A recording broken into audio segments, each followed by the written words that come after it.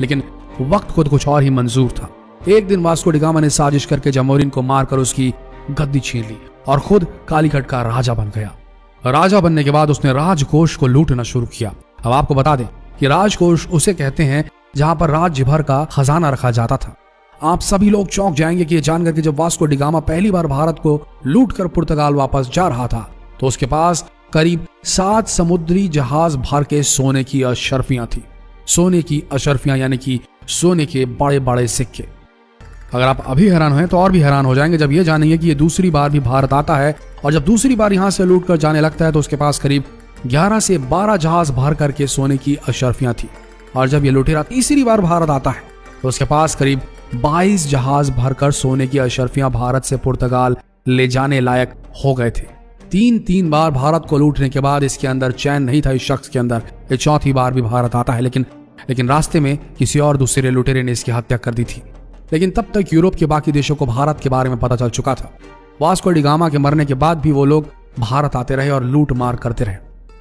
लेकिन Vasco D gamma ने भारत आकर लूट को जिस तरीके से केंद्रित और ऑर्गेनाइज किया था वो समझने की जरूरत है, क्योंकि उसके बाद पुर्तगाली लोग यहाँ आए। उन्होंने 70 से 80 वर्ष तक इस देश में खूब लूट मार की। उसके बाद पुर्तगाली चले गए और फिर क्या होता है।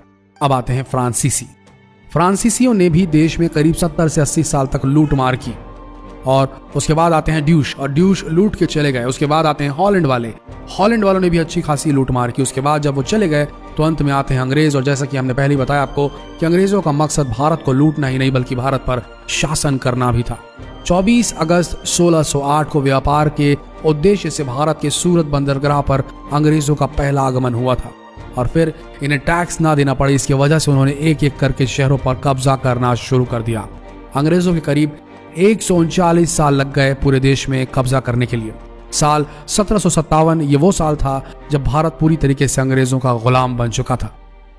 पहले 110 साल ईस्ट इंडिया कंपनी ने भारत पर राज किया और फिर जब 1857 में पहला स्वतंत्रता संग्राम हुआ तो उसके बाद ब्रिटिश सरकार ने भारत की कमान ईस्ट इंडिया कंपनी से अपने हाथों में ले ली।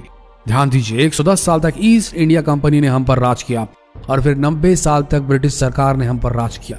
इन दोनों को मिला दिया जाए तो ये होते हैं 200 साल। काफी लंबे संघर्ष के बाद और बहुत सारी कुर्बानियां देने के बाद हमारा देश आजाद हुआ था।